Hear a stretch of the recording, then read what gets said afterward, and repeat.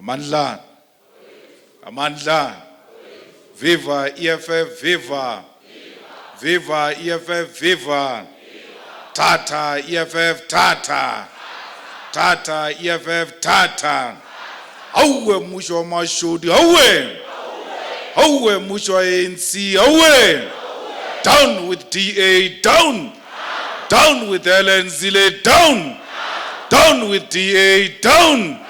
Forward to expropriation of land without compensation, forward. Forward to expropriation of land without compensation, forward. Amandla. Amandla. Thank you very much, Deputy President, the National Chairperson, the Secretary General, the Deputy Secretary General, and the TG. Let me first start by apologizing to the delegates and the people of South Africa because there was a communication which was issued that we are going to start at 6 o'clock and we are starting a bit late. And that communication, when it was issued, no one had asked for it. On your own, knowing your own plans, unprovoked. You say to people they must be gathered because you'll be broadcasting this live on television and YouTubes and all social media. And you disappoint them by not doing so, and worse, you come here and not apologize. It's unacceptable that. We should never think we've got advantage of our people. We should never think we are above our people. When we on our own communicate that at 6 o'clock we'll start, we must start at 6 o'clock. And if there are reasons beyond our capacity, another communique must be issued that there are delays, will start very soon. It's only polite and leadership to do so. Therefore, I sincerely apologize for that. Also to members of the media who are here, who had their own plans that in an hour's time or so, they will be going and rushing to do other things. It is a new year, and we should do things differently. Commissars, members of provincial command teams, regional command teams, public representatives, the leadership of our movement nationally and all over, we take this opportunity to welcome you to the 4th annual plenum of the 2nd National People's Assembly of the Economic Freedom Fighters. We are pleased that you have all emerged from the festive period intact and ready to continue with the pursuit of the attainment of economic freedom in our lifetime. Your lives belong to the revolution. It is encouraging that you treated yourself responsibly over the festive season and returned to continue with the duty of serving the poorest of the poor. Many amongst us spent and took time during this period to reach out to our communities and lend a helping hand to those in need through donations, recreational, developmental programs, or even if it was inviting a needy family into your home for a meal. We commend and encourage such acts as they are what defines leadership of our people and leave a lasting mark in the hearts and minds of those who are less fortunate. Comrades, the plenum marks an opportunity for us as a collective leadership from all over the country and within the legislative sphere to reflect on the challenges confronting us internally and externally, while setting the agenda for the organization for the next year. One of the key tasks we have in a year before the decisive 2024 national and provincial government election is to assess our strength, identify our weaknesses, and develop a coherent and comprehensive program of action which will locate us in each and every corner of our country.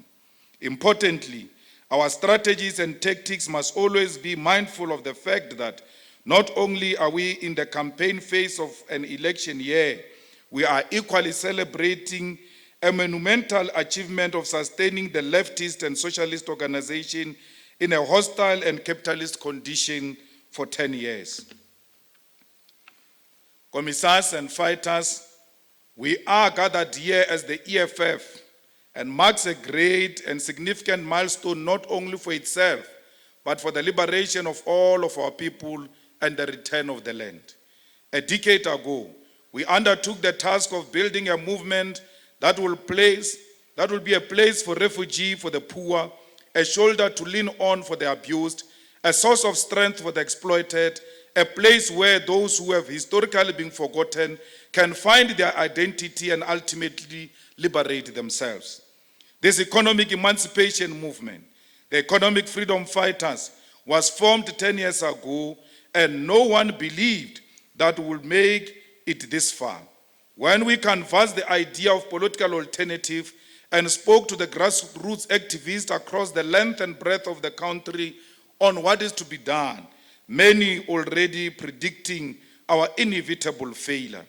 Inspired by the 26 July movement, the Cuban Revolution led by Commandant Fidel Castro and Che Guevara, we formed the basis for a revolutionary movement whose ultimate aim is to achieve the state power in order to implement a socialist program that will usher in economic liberation of our people. We consulted with activists from various backgrounds and those who hailed from the former liberation movement, those who had a background in grassroots organization in communities, the youth, the elderly, and even the activists whose first political home will be the EFF. It was through the participation of those who have been rejected and forgotten. It was through the inputs of shack dwellers, the mine workers, domestic workers, gardeners, security guards, students, professionals, and activists that a decision was taken to form a political alternative, and a decision was taken that we should continue to fight. Our glorious movement was born through consensus of the poor and consensus of those who had come to realize that political freedom achieved in 1994 was meaningless without economic freedom. Our movement was formed on the ideological basis and correct understanding that our political system had fallen victim to the hands of the corrupt few who had no interest of achieving the ultimate aim of a generations of anti-colonial struggles, namely the return of the land and mineral wealth of African people. We are a movement that was formed on the objective analysis of the conditions that confront our people, which was and remains increasingly the levels of poverty, continued inhuman living conditions, which perpetuate apartheid, racist spatial planning, landlessness, joblessness, racial inequality, and massive exclusion of Africans from the economy and the means of production. Our existence remains a response to the lack of respect to the African child faces here in South Africa, in the continent and the diaspora. We are a response to the criminalization of the black skin and the permanent war which has been waged on the black people by those who have always been our historical enemies.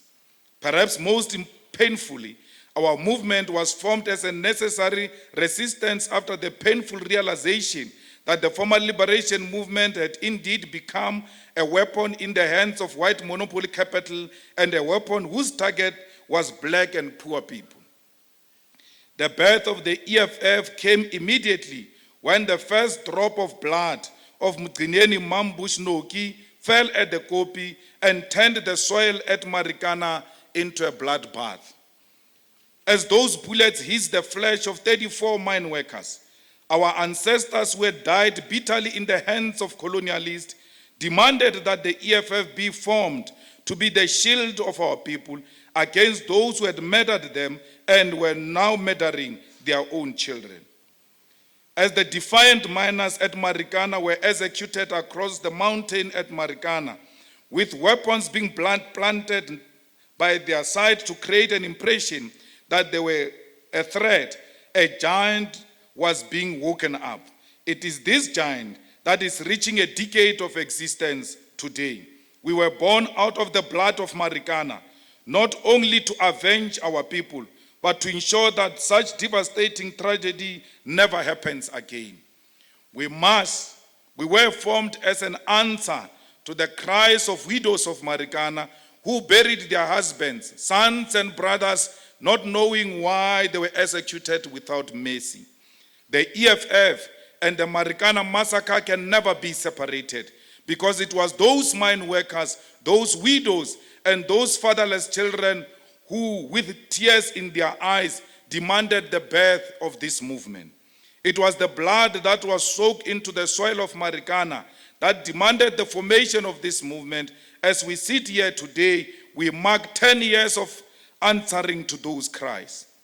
We lead in various structures, in various municipalities, legislatures, and parliament with a mandate from Marikana. We call each other commissars not for self-gratification, but because we bear the responsibility of healing a broken society.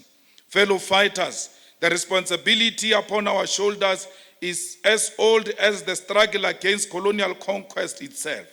I say this not to intimidate you, but to help you appreciate the responsibility you have, so that you never take it for granted. You must never take it for granted that our people find hope in the red beret and the red t-shirt of the EFF.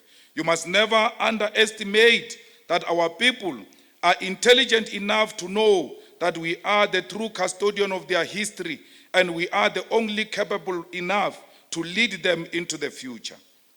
The moment you take for granted the historical task that has been given to us is when we'll betray the past and fail the future. The moment you regard your responsibility as a burden and you conduct your work not out of service to the revolution, but out of compliance, is when you must know that you have taken the calling of leading the EFF for granted. You must know where we come from. You must know why the EFF exists. Otherwise, you will make your revolutionary duty as a job obligation, and as a result, nothing you do will be inspired by the ideals of liberation and love for the people.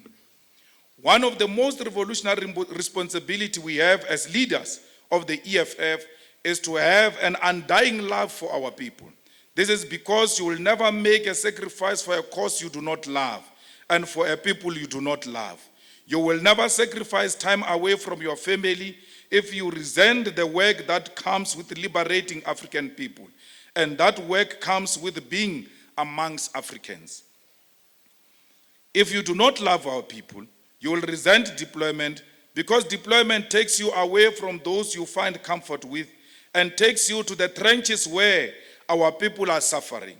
You must love our people if you have any intention of liberating them.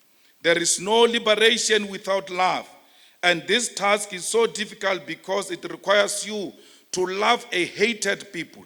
Black people are hated and have been programmed to hate themselves. To love a black person is such a revolutionary exercise because it requires of you to love that which is socially, economically, politically dead and defeated. Black people are hated all over the world, discriminated against all over the world, and are described as the moral problem in society. We are a people so difficult to love because it means loving a defeated being. Our task as revolutionaries is therefore to show love to black people and show them that they remain a possibility of victory and life, even though the world designed to defeat and dehumanize them. One of the first responsibilities we continue to bear, therefore, is to be present and lead the struggle of our people. The presence requires a deliberate effort to conscientize black people and make them realize their own humanity. We have a responsibility to show black people that their humanity cannot coexist with poverty, helplessness, and humiliation, and to show them that their conditions are not normal. It is through consciousness that will liberate them and show them the path to economic freedom. This, however, cannot be achieved without the vanguard movement such as the EFF. It is critical that we build a 10 years that we have achieved in existence. The foundation has been laid. Our duty is not to become complacent. Going into the next 10 years of struggle for economic freedom of African people, we must revisit our founding ideas, our purpose and our objectives, and prepare ourselves to govern. We must revisit the core principles so that we do not forget who we are and why we exist. This is important, comrade, because we are set to become a new generation of politics, not only in South Africa, but in the continent. We are set with the task of breaking the curse of post-colonial liberation movement, who become consumed with self-interest and corruption and have no ability to lead our people into promised land of independence and prosperity. The EFF is an opportunity for all African people to truly achieve liberation. We are an opportunity to build a thriving African continent that participates in the world on equal footing and not as a stepchild of the imperialists. All of you, therefore, as objectively the best which the EFF has to offer in terms of leadership and capacity, must know that you are in service of the millions of Africans who came before us and fought for our dignity and freedom. You are servants of the slain in Marikana. You are the descendants of those who were massacred in the wars of dispossession, and you carry the inheritance of fighting for the return of the land. We must, fellow fighters and commissars, begin at the beginning and remember who we are, so that the last 10 years become a springboard to liberation and not yet another historical mistake in the quest for liberation in Africa. Commissars, one of our defining ideological features is our commitment in the ideological ideals of Frantz Fanon. There are two aspects that we must re-emphasize of Fanon, which will be critical to our election campaign and our communication to our people. The two chapters of particular significance are both in his book, The Ratchet of the Earth, and they are called The Pitfalls of National Consciousness and On Violence. The significance is in that one provides a guide on why liberation movement fail post the liberation moment, and the other provides a diagnosis on the necessity of violence and the violence of existing in a colonial and neo-colonial society. If we want to learn from the mistake of those who came before us, Fanon is instructive because he tells us what not to do and what to become. The problem internally that we confront as Africans is the existence of liberation movements who sustain themselves on blackmail and through the use of law enforcement agencies to suppress the demands of the people for the promise of liberation. Fanon teaches us that and illustrates that the liberation movement has no potential to lead us into the future, is preoccupied with reminding our people of the past in each and every election cycle and periodically through meaningless celebration of so-called independence. It is a class of triumphalist politicians who begin to resent the masses and categorize them as people who do not appreciate the leadership of the liberation movement. Former liberation movement, therefore, begins to build a wall between itself and the masses, while impatiently accumulating petty wealth in alliance with the West. Fanon's lessons are important because he shows us that the post-liberation national leadership reconstitutes itself as a mediator of the affairs of capital, turning the nation into a brothel of imperialists. Fanon shows us that the decay in the relationship between the people and the liberation movements creates a political class that no longer relates to the people and therefore has no appreciation of the continued poverty of the people in the face of their inability to reconstruct society away from the grip of colonialism. Because of this, the former colonizers increases their grip over resources of the former colonial nation through concessions, loans, and numerous mechanisms that entrenches our underdevelopment and dependency on the West. The national bourgeoisie, which is too underdeveloped to lead strategic sectors of the economy, turns back to the colonialists and subscribes to the Europeans. Their inability leads to the collapse of not only the nation, but the liberation movement itself. This is what the EFF must always be cautious of, as our presence increases in governance and places of political influence. We must be careful not to resent our people because they do not vote for us, even though we fight bitterly for their dignity. We must be careful not to be tempted by the crumbs the imperialist leaves for the political class and begin to forget the genuine purpose of our struggle for liberation. We must be careful not to accumulate so much personal wealth that the hunger of our people for land, jobs, education, and decent life become slogans that we cheer whenever we celebrate our own existence. Our reflection of the decades of selfless struggle for economic freedom in our lifetime must not become a parade to immobilize our people and self-praise, but it must be an occasion upon which we renew our passion and commitment to liberating our people. We must be careful not to follow the path of the former liberation movements. Fanon writes painfully that, I open quote, after a few years, the breakup of the party becomes obvious, and any observer, even the most superficial, can notice that the party today, the skeleton of its former self, only serves to immobilize the people. The party which during the battle had drawn itself, the whole nation, is now falling apart. The party is becoming a means of private advancements, close quote. We must keep the prophecy of Fanon close to our hearts so that this economic emancipation movement fulfill its objective.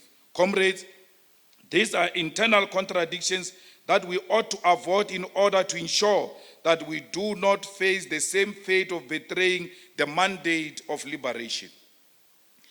It is self-reflective diagnosis that we must all internalize as we enter a decade of struggle, so that we do not use our history of struggle and the external pressure posed by imperialism as a means to avoid accounting to the revolutionary expectations of our people and entrenching our own self-interest and corruption.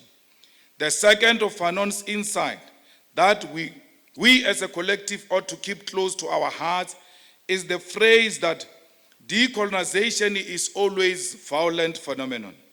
This is important for militant organizations such as ourselves because we are tasked with reawakening the consciousness of a society that is convinced of the possibility of reconciliation without justice. The EFF existence in a country that is indoctrinated to think that the contradictions between the African black majority and the white capitalist ruling class can be resolved in a peaceful manner, and that violence in any of its manifestation must be avoided and condemned. This is simply not true.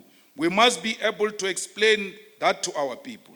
When the South African Human Rights Commission decided to take us to court for saying that ultimately our revolution requires of us to kill, we must be able to properly contextualize what we mean.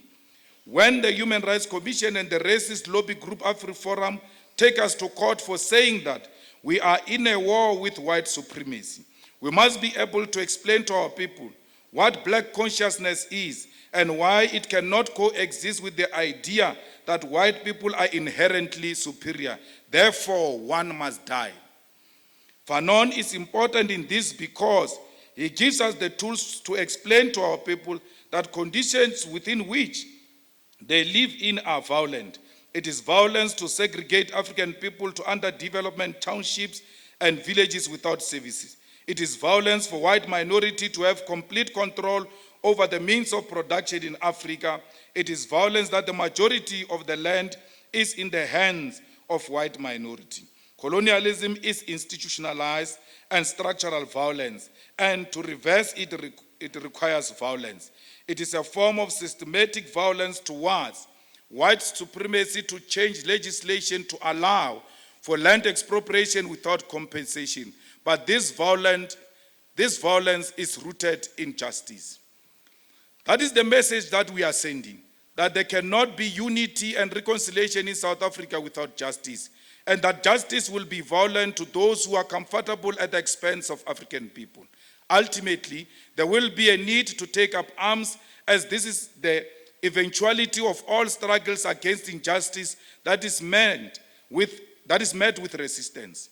This logical conclusion exists because the white capitalist class feels entitled to wealth and resources that they accumulated through crime and will violently defend their right to exploit and oppress African people. In the face of this arrogance, violence is inevitable. This is what we must be able to explain to our people coherently and logically. Decolonization questions the colonial situation, casts it into doubt, and makes it the native and active role player in changing the order of the world. It is a substitution and radical reorganization of society wherein the last shall be first and the first shall be last.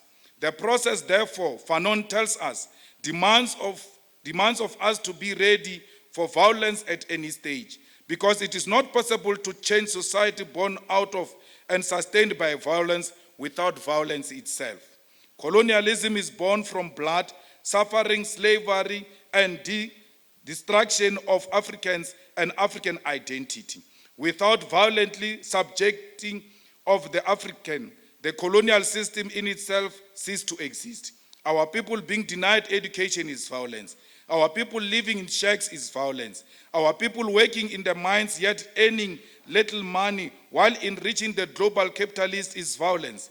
The erasure of our history is violence. The fact that labor, such as domestic work, garden work, and security service are jobs reserved for Africans in service of white people is violence. The fact that a white child's first encounter with an African is that an African is a servant is violence. The entire existence of African is an image through the eyes of the colonizer, and to radically change and imagine ourselves through our own eyes and tradition will be a violent process. The two zones of reality Fanon speaks of, where the town of the European is filled with tarred roads, lights, as opposed to the land of the native, which is filled with poverty and a lack of space as people live on top of one another, perfectly describes the violent situation in South Africa, which must be changed. These are the realities we must be able to explain to our people. We must be able to show them how abnormal their situation is, so that the prospects of violence does not offend them. Our people must never be offended by violence, because we must show them that their very existence is violent. Commissars and fighters, through all of this, we must equally consider the external challenges that result in the collapse of the revolutionary project for African independence. These external challenges are posed by neo-colonial imperialism. Many liberal thinkers like to credit the failure and the collapse of African states to the leadership style of African leaders and blame socialist and anti-imperialist policies. Imperialists and their so-called governance experts blame the failure of African economies on the resistance of independent states to the anarchy of the markets, constantly calling for increased role of the markets and privatization as a solution to economic problems. By the anarchy of the market, we mean that the capitalist class and its proponents in various spheres of society want democratically elected states to allow policy direction and economies to be run and dictated by invisible hand known as the independent markets. This independent market downgrades and rates economies and assess whether a nation is investor-free based on what is regarded as correct political, social, and economic policy. The anarchy of the markets refers to allowing the private sector to self-regulate while equally regulating the society that cost of goods and services, no matter how essential they may be, and without consideration of the basic needs of the people. It results in the manipulation of prices and collusion by private sector to maximize profit, regardless of the impact this may have on ordinary people. It is a breeding ground for corruption. Resistance to this capitalist, disorganized and undemocratic madness through decisive state intervention and planned economy is termed a form of dictatorship. The resistance to the markets and capitalist-based system that pretend to be ideologically neutral is one of the many reasons African states are said to fail.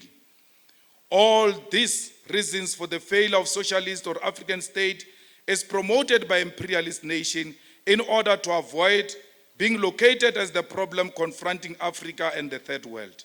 It is done to mask the efforts of imperialism to instill hegemony of capitalism policy and its assumption that only legitimate form of authority is that which the West has developed, while presenting authority itself as a problem when it is not Western orientation. As Marxists, you must appreciate that our problems are because of global capitalism and its advanced manifestation, which is known as imperialism. But first, we must know what is Marx and what is authority, and why global capitalism mobilizes itself against alternative ways of organizing the economy. Fighters, commissars, and comrades, the West has a tendency of creating an impression that one of the problems confronting the continent is that of authority. The notion that the absence of authority is what will result in freedom and prosperity, and that all attempts running communist and socialist states have failed primarily due to authoritarian character of the leadership of these revolutions or states.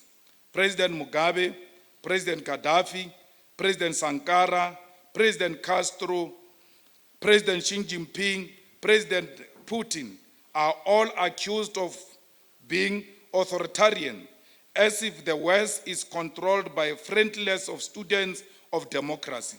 But put differently, as if democracy itself lacks authority. Authority refers to the imposition of the will of one sector of society unto other. And in the instance of democracy, authority refers to the will of the majority prevailing over the few. In any instance, authority itself is ever present in order for any system to function. There must be a command from superior to subordinate. The demonized authority within the revolution, within a context where we wage a war against capitalism, is either ignorant or deliberate sowing of the seeds of confusion. What the liberal thinkers who try and discredit authority fail to understand in their hypocritical views on authority is that authority is consistent under any economic and political system, and that even capitalism itself thrives on authority. Capitalism survives on the fact that the state which currently operates to preserve capitalist interests operates with an authority of having monopoly on violence. Authority refers to the system, hierarchy, and the following of a system as a result of a power which is given legitimately by the people. As socialists who are in war with the most perverted global economic system known to mankind, the absence of authority in our revolution is a guarantee of failure. The West wants us to lack authority so that we can be chaotic and disorganized, and we must never allow our enemy to define us. We must always subject ourselves to the authority of the leadership, a leadership which draws its legitimacy from the masses and not subscribe to the reactionary or liberal definition of democracy, which will strip the revolution of its essence. As a Marxist, we seek the authority of the proletariat to surpass that of the bourgeoisie. Marxism is a school of thought wherein the working class destroys the authority of capitalism, which thrives on the ideals of private property, an economy designed for profiting an elite at the exclusion of the poor, and the monopoly of wealth in the hands of the few. In simple terms, as Marxists, we believe in the authority of the people over the means of production, and not authority of the bourgeoisie over the people and the means of production. We believe that the people must dictate the form and character and direction of the economy, not the elite few, controlling our political, social, and economic reality under the lie of neutral market forces. So no one, commissars and fighters, has any ideological basis to call the EFF authoritarian, because the very system of capitalism which we live under thrives on authority, and that authority is of the few. The aggression, therefore, that confronts us as socialists is not based on the ideological belief that we operate and strive for conditions where freedom are stripped from people. Rather, we are attacked and labeled because capitalism wants to have global hegemony, and that means being aggressive to any emerging economic and political alternative. That is the motivating factor behind the aggression of global capitalism that seeks to exist on its own, and as a result, it ironically seeks to exclusively have authority.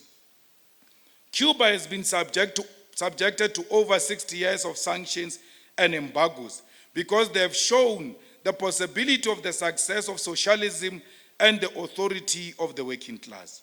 China is being characterized as an emerging threat because they pose a threat to global imperialism through massive production and industrialization through the ideals of socialism with Chinese characteristics. Russia, although they may not be aligned to the ideals of social reconstruction, which is informed by Marxism, poses a political threat to the hegemony of the West, and that is why NATO has collaborated itself to undermine its security and criticize its authority. Authority is not the real concern of capitalism. The concern of capitalism is authority that is not held and controlled by capitalists themselves. We must appreciate this to avoid falling into the trap of listening to dishonest critics. The EFF is criticized as an authoritarian even though we hold our democratic elections from national, provincial, regional, and branch level. Yet our counterparts who are funded by the establishment, such as Democratic Alliance, Action SA, and other parties, are never presented as authoritarians, even though in many instances they never hold elections. If anything, all these organizations, Action SA in particular, appoints leaders and does not subject its own organization to democratic processes, yet they are not called authoritarian. This shows you that the problem is not authority, but whether capitalists control and inform that authority or not. The EFF, for a decade, avoided our authority being determined from outside of the founding principles, which makes us a people's movement. As a result, we have become the primary enemy of capital. We, comrades, must therefore never fear any critique that seeks to paint us badly, because we run our organization with authority, and we must know that our authority is that of the working class and is not influenced by capitalism. Therefore, fighters, because of our independence, we must expect an aggressive onslaught from captains of the industry and their puppets in the media, especially since we are celebrating decade of existence. There will be an attempt to paint our achievements of the past few years as non-existent, as nothing but disruptive and dangerous, because the agenda is to undermine that which capital does not control. Our duty is to expose this to our people and be consistent with the message that the EFF remain the only incorruptible and uncaptured organization that will deliver socialism in our lifetime. Commissars and fighters, the EFF has been vindicated on numerous occasions regarding the political, social, and economic direction of South Africa since our formation in 2013. We correctly predicted the decline of the ruling party and the decline of the conditions confronting our people in terms of their poverty, unemployment, the arrogance of racism, the lack of progress in industrialization. Critically, the ruling party has been unable to leverage state-owned enterprises as a method to build South Africa's economy. And in the case of Eskom, they are currently on a path to completely destroy this country through electricity blackouts. Thousands of small businesses are collapsing on a daily basis as a result of rolling blackouts, as small business owners struggle to balance the cost of diesel for backup generators and cost of rendering their services and accumulating revenue to pay municipal rates and staff. It has become a self-destructive to own a business in this country in the current conditions. And electricity has become a luxury of those who can afford diesel, which in itself is expensive. Comrades, there is no verifiable plan to fix current crisis at Eskom. And to make matters worse, there is no policy certainty as to what source of energy ought to be used to ensure stable electricity supply in South Africa. Our government is broken up and fractured between a neo-colonial renewal energy lobby and the realistic perspective of the need to continue to use our natural resources to generate energy.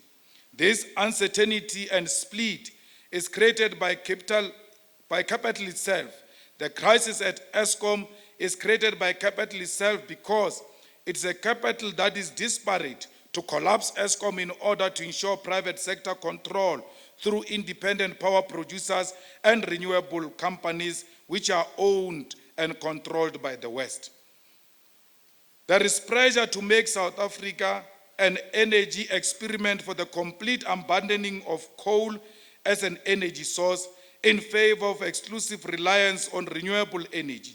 Ramaphosa has received $8.5 billion to surrender our energy capacity to this irrational experiment that will collapse our economy and result in the loss of thousands of jobs, particularly in Mpumalanga. This happens in the context of Europe nations increasing their use of coal to generate energy, revealing that it is nothing but environmental imperialism by nations who want to maximize the extraction of our coal by getting us to stop using it completely. Germany is expanding its coal mines to the extent of removing settlements so that they can easily access coal to generate electricity. In China, coal power plants are being expanded and built because the role of coal is still central to the production and industrial process. In the United States of America, there is a heavy pressure on Biden administration to expand its coal reserves and operation by coal miners themselves. Yet, as we sit here, the U.S. Secretary of Treasury is here in South Africa to entrench the agenda of making South Africa to abandon coal. Comrades, the EFF must lead workers and coal mining communities in rejecting the agenda to collapse our coal mining sector and the non-existence of so-called just transition. There is no plan to transition to renewable energy source in a way that will secure jobs and ensure energy security in South Africa. And to make matters worse, there is no consultation that has been done with South Africans on the planned closure of coal power stations. We must lead the revolt in these communities, but more importantly, the EFF must begin to develop a coherent and practical energy policy that will protect the environment and jobs while not having the dangerous external influence of the USA. As an organization, we must move beyond providing the necessary political solution to the operational crisis confronting Eskom and provide technical insight on what needs to be done to stabilize the energy crisis in the country. This means that the EFF must develop a case studies and expert-informed analysis on the best route to resolve the energy crisis through nuclear energy, gas, fossil fuel, and renewable forms of generating energy such as wind and solar energy. We must give deeper insight on how there are safe ways of using coal that have a lesser impact on the environment. Our rejection of the approach by this government to transition to renewable energy must never be mistaken as a disregard for the environment. The environment must be protected and a balance must be reached on how this can be done while protecting the livelihoods and economic possibilities of our country and the continent through the use of our minerals. Commissars and fighters, the crisis of gender-based violence continues to be a nightmare in this country that has no end. The threat which is due to our society that no longer has any morals and ethics guiding it has resulted in women being paralyzed with fear and children living in a world where they are prey to predators in schools, in their communities, and even their homes. Most recently, we have seen reports and footage of how a young 12-year-old boy was raped by his mother, a traumatic experience that no child should ever go through. This has shown us that as much as the girl child is a victim to abuse, to a point where there are over thousands teenage pregnancies between the year 2021 and 2022, the boy child is not immune to abuse. It is painful reality in our society where even our children are no longer safe and their childhood is stolen from them by cruel and criminal individuals. Our society is deteriorating before our eyes. There is moral vacuum in our society as the church is no longer respected. The institution of family has lost its meaning, and those who lead our society are culprits themselves, as seen with the ANC MP who is alleged to have killed his wife recently. The EFF must develop a community outreach programs and temporary measures of providing shelters and safety for victims of abuse. The EFF needs to become a moral compass in society and be recognized as an authority in communities that will uproot crime and abuse.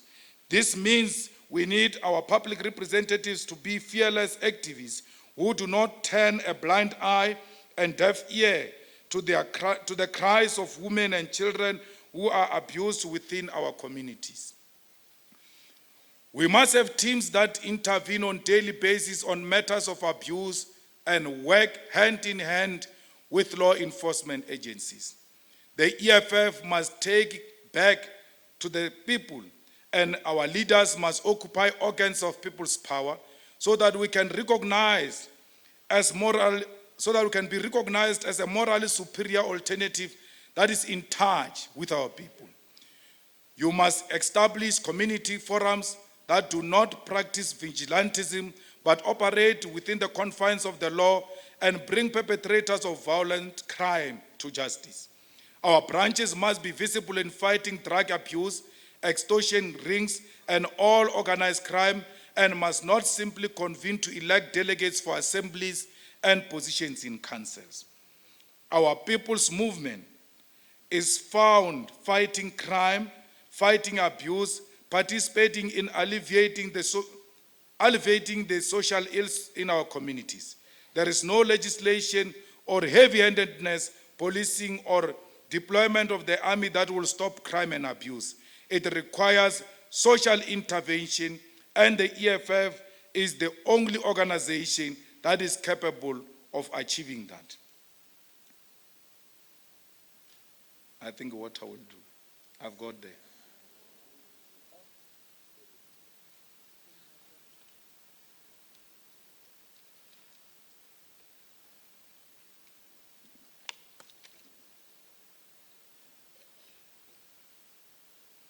It always pains me, especially in the EFF, when I find women hard at work to defend men abusers, women who get to be put in positions of power and authority, who get an opportunity to exercise that power to defend women and make women feel safe in the EFF.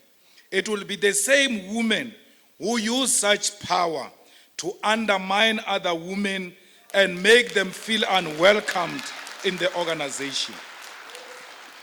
After abusing the power they are given by the organization to defend fellow women, immediately after that, they will take a platform and say women are abused. We must fight for women's rights. We are feminists in public, yet in private, we are the one who are perpetuating and encouraging violence against women. Shame on you.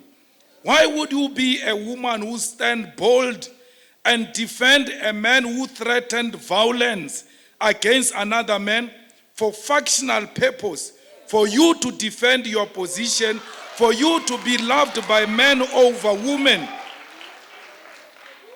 Comrades, my blood boils every time I have to convince a woman in the EFF about how wrong this man is. We need to find it in our souls. That is it correct, or are you also part of those who are abusing women? When you take a platform as a woman, a platform of authority which you can use to defend women and build their confidence in the organization, you use that against them. Are you not an abuser yourself? Are you not part of this fundamental problem we are confronted with? Comrades, every male comrade must be very scared to come closer to any woman in a manner that is not permissible. That man, all of us, if we are in doubt, we must ask the question, may I? So that there is no misunderstanding of your actions.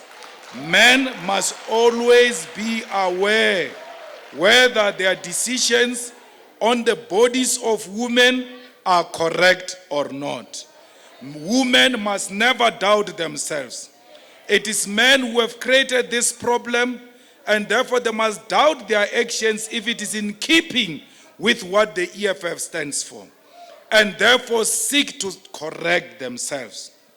It is us men who must engage in a process to unlearn the bad habits that we were taught growing up and learn the new habits of coexisting with women and see women as equal human beings.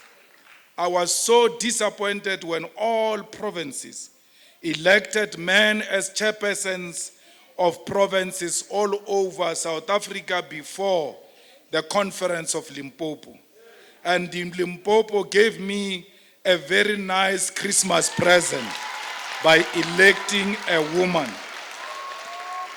She was never elected because she's a woman. Look at her. She doesn't doubt herself. She knows no one did a favor for her. She leads from the front. And not only leading from the front, she comes with victory in her hands. And that's what she did in Ward 10 in Polokwane, winning that ward back into the hands of the EFF. And all those doubting Thomases who thought a woman is going to lose a ward of the EFF, today they are left with eggs on their faces, proving once more that indeed women can do better than men. She did not only come with victory, she increased our numbers in a highly contested ward in Ward 10 and took us from 17% to doubling our number in Ward 17 in Bloberg. We might have lost the ward, but we showed the ANC flames in a rural ward under a female leadership. So those of us who have addresses in Limpopo, unlike others who are deputizing us, who claim to have addresses in Limpopo and don't have addresses, we are very, very, very proud to be Limpopo citizens under the chairpersonship of our female chairman. Comrades, commissars and fighters, there remains a need to achieve free education in South Africa. If there is any prospects of building a country that will develop and sustain itself for future generations. The recent matric results reveal the resilience of the youth in difficult circumstances. However, that fact that over 500,000 children who enrolled grade 1 in 2011 did not write their matric in 2022 is a matter of concern. This yearly occurrence revealed that thousands and thousands of youth in South Africa are on the outskirts of education, making them vulnerable to drugs, alcohol abuse, and crime. We must embark on the youth revival program to encourage young people to return to education at all levels so that they can better themselves and our communities. The EFF Student Command is expected to ensure that no prospective student is turned away from the doors of learning on the basis that they cannot afford education. Our long call for SASSA beneficiaries to not be expected to perform their poverty in order to get NSFAS funding has been accepted by government, and it is your task to ensure that it is implemented to the latter. We expect the EFF Student Command to be stationed at the gates of all institutions of higher learning and ensure that no one is denied education because of debt or lack of funding. No institution must operate as if there is even one. No institution must operate if there is even one student who cannot register because of fees. One of the battles the Student Command must begin to champion is that of fighting the rampant corruption at institutions of higher learning. There must be a deliberate program to expose corruption that relates to infrastructure development and tender processes at institutions of higher learning, as this has an impact on the higher education sector performance outputs as a whole. Professors like Vice Chancellor of Fort Hare, Professor Sakele Butlungu, must find allies in the EFF Student Command who will defend efforts to uproot and expose corrupt activities. We expect the high level of activism and selflessness from Student Command as you mobilize the youth behind the banner of economic freedom in our lifetime. You must develop your own program of action to ensure total electoral victory for the EFF in 2024, as there can never be decolonized and free quality education outside of government of the EFF. By now, you must develop a comprehensive voter registration program at all institutions of higher learning and report progress of how many people have been registered to vote on campuses on weekly basis until the elections. We have seen your efforts thus far in confronting the regime and bringing awareness to the issues confronting the higher education sector, but much more can be done to ensure that you are at the forefront of not only student struggle, but youth struggle in general. The vacuum in youth activism was apparent when the Department of Basic Education was allowed to release the matric results late into January. The vacuum in youth activism is clear by the silence of young people in the face of massive unemployment amongst young people and the lower voter turnout in the 2021 local government elections. The vacuum of youth activism is clear when they continue to be pit toilets in high schools and teachers who abuse children in schools remain in their posts without confrontation. The vacuum must be filled practically this year, and this is the task of the EFF Student Command. Comrades, the conditions in the continent remain dire, and even the smallest glimpses of hope where we have seen opposition begin to emerge victorious have proven disappointing. As much as the victories of the opposition in the continent in places such as Kenya confirms the death of former liberation movements, which allow a new post-liberation generation of African leaders to emerge. Much of this opposition has proven to be reactionary.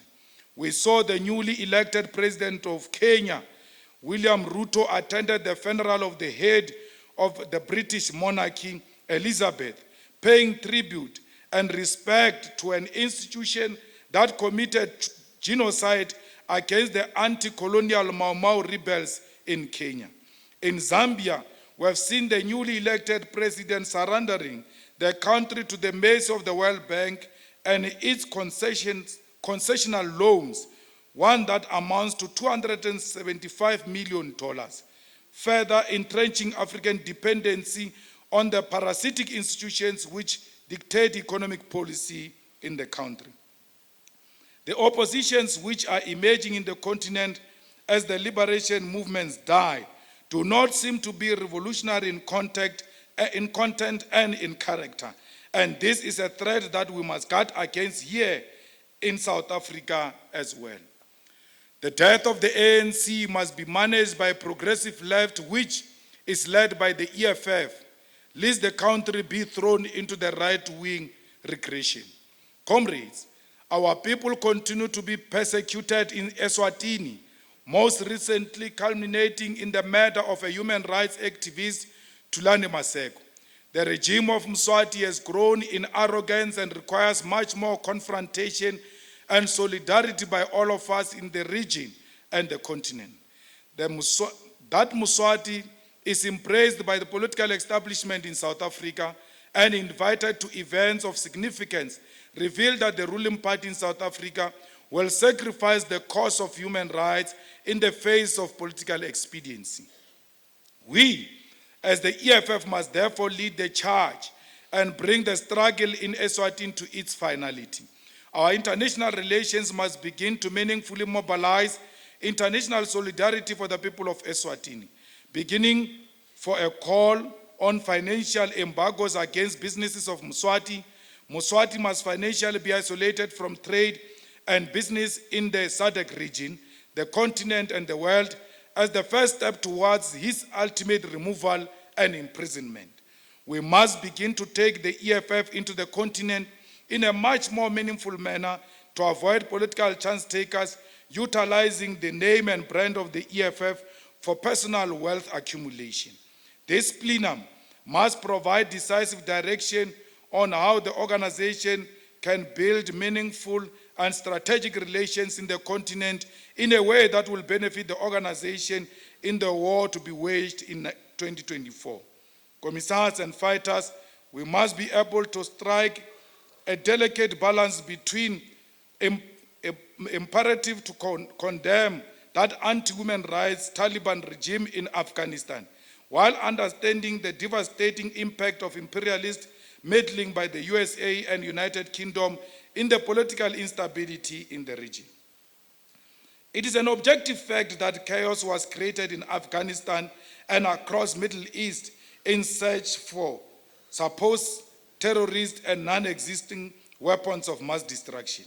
This chaos has created to ease the extraction of oil in the region, and as a result, the Middle East has never known peace since those interventions which were based on greed.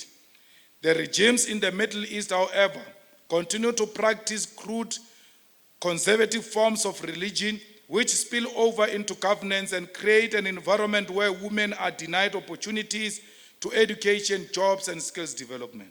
We do not align with this. We must begin to speak with a much stronger voice in that regard.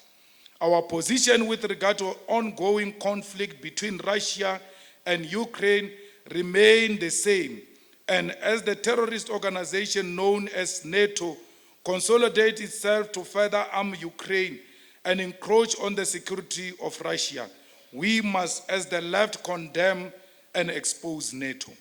At the current moment, NATO is violating all agreements which were reached at the end of the Cold War, which was to not further expand its influence towards the East. NATO is currently the principal aggressor in the conflict between Russia and Ukraine, and we must develop and popularize this position and never show any confusion in this regard. Those of you who have a hotline with Morocco, you must tell them that we are on the side of the people of Western Sahara. For as long as the people of Western Sahara are not given their rightful land, we will never rest to fight for the return of the land of the Sahrawi people. Fellow fighters, Israel remains an apartheid state, and we will never know peace and democracy for as long as Palestinians are still robbed and oppressed by Israel. We will never be on the side of the powerful, because our founding manifesto requires us to always be on the side of the weak. Commissars and fighters, the process for the 2024 national and provincial elections begins today. The Central Command team has outlined and expressed that the primary objective of the year 2023 will be massive voter registration. This is because the victory of the EFF remains impossible if we are going to compete for an electoral base that we did not register and did not choose to be part of the voter system to vote for the EFF. We need to establish our own voter base so that we know we have a dependable and trusted voters who know that the EFF is the only viable option for government and have been introduced to the voting system by the EFF. This means that all structures and public representatives and individuals within structures must receive mandates to register people to vote on a daily basis. The 2024 elections will be the most defining since 1994, as we expect to bring the ruling party under 50% nationally. Therefore, all of us must prepare for the reality of coalitions to define our national political landscape. Commissars and fighters, we have seen at local government the instability that characterizes governance, wherein there is a shift almost on a monthly basis. As the leadership, we have resolved that the EFF can no longer afford to be on the touchlines of governance, as our people will question what role we have played in governance as we head to the 2024 election. We are therefore constantly engaged in meetings with opposition parties, trying to find ways not only to stabilize the situation, but to equally ensure the EFF gains the necessary governance experience. One of abnormalities we have identified is that the Racist Democratic Alliance, which at every opportunity insults the EFF and refused to work with us, occupied leadership roles in all of the metropolitans of Gauteng province. They have since been removed in Johannesburg, and the reality is that they will likely be removed across the metros in a bid to ensure that they are taught humility and that this organization of ours gets the necessary governance experience. The reality, comrades, is that we have been the most generous organization to all opposition political parties, and this favor has not been returned at any level. This rings true in many years, even where you will think we'll get experience through deputy mayors in KwaZulu-Natal, where our deputy mayors have no clear responsibility. They are just given titles and bodyguards, yet they don't have any role to play. Here and now, we must say without any fear of contradictions, all our deputy mayors under the IFP must resign with immediate effect, and we are no longer working with the IFP. We thought that apartheid collaborator has changed its spots, but it has come very clear that the apartheid collaborator IFP is not ready to change. The IFP must not get anything everywhere where we are involved. Be Johannesburg, Ekurhuleni, Mogale City, anywhere you see the ugly head of the IFP, put it aside. I hope you, deputy mayors, were not so comfortable with the bodyguards and everything else. If they are here, tell them to go back. You will come with a public transport. We want to keep you informed, therefore, that there will be many changes in governance where the EFF has either been silent or has voted for certain political parties.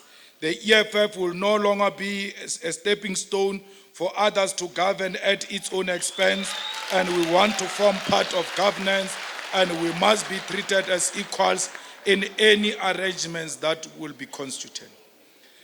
As our deployees and leaders, you must therefore be prepared to defend the organization and the decision it takes for its own good at any given moment. The time of the EFF being afraid of criticism has run out. As our counterparts work with the corrupt, with criminals and extortionists in order to gain access to power and to exhibit their own governance capacity. Our people must be conscious of the need for the party they call when they are in trouble to govern at local government if they want to see a long-lasting change in their lives. Let me warn now that as we prepare to get into government, one thing we'll never tolerate is corruption. Not only corruption that comes from those who are in the deployed positions, but corruption that will come from those who occupy leadership of the EFF outside governance, who will go to municipalities and want to dictate to our deployed cadres as to who must get a tender and get which job and do this or that.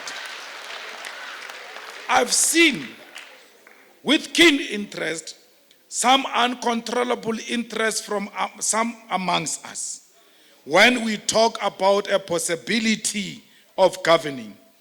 They do so with serious interest. You can see them rubbing their hands that they cannot wait to put those hands on the resources of the municipalities. They must be warned, because no EFF will defend a corrupt leader. Corruption is the #1 enemy of the EFF. When we enter these municipalities, we are not entering to go and enrich ourselves, our families, and our friends. We are going in there to make use of the overalls that we wear every day when we go to our deployments. We are going to dirty our hands. We are going to make sure that our streets are clean, that the sewer spillage is stopped, that those who seek jobs are given jobs without favor and political affiliation. We are going to make sure that the roads that lead to the grave sites are cleared. We are going to make sure that all entrances to townships are cleared. We are going to make sure that illegal dumping is going to be something of the past in the township and in the rural areas. We are going to make sure that municipality collects garbage every day according to their schedule. All of that must be done without favor. I said to the SG, he must invite that councillor of the EFF who has just recently won a by-election in Mpumalanga. If you are in doubt of what a councillor must do, in the next few days, please have an exchange with that comrade Mafia. Make sure that he shares with you how he consistently, without fail, keeps the people involved. He loves his people. You can see by how he gets involved with his communities. He doesn't do it for pleasure. I can't say the same about my councillor where I come from in Wateting in Cic. I've had so many elderly people when I'm at home that he prefers glory more than dirtying his hands, working for the people. That the previous councillor of the EFF is actually much better than this one, Julius. We don't know where the EFF fetched this one. Without fail, that is the feedback I get when I'm at home. I'm sharing this experience with you because I was at home for the whole of December. And all elderly people, including the youth, have repeatedly told me that this councillor is failing us. I've taken a personal decision to arrange a transport for him to go and visit that councillor in Mpumalanga and spend a week with him so that he can teach him how things are done if you want to remain a relevant councillor who enjoys the support of his people. In the EFF, comrades, positions are not luxury. It's a calling by ordinary people, which we must receive and serve with honor. It's useless to go around saying, my ward is served by an EFF councillor, when in reality, there is no service to our people. I am no friends with anyone who wants to use the name of the EFF to earn a salary and benefit his friends and his family. If you want to be a friend of mine, love and protect the EFF, and do so not through your mouth, but through your actions. The Tonga speaking people always tell us that metero ya bulabula. Commissars and fighters, the EFF is turning 10 years old this year.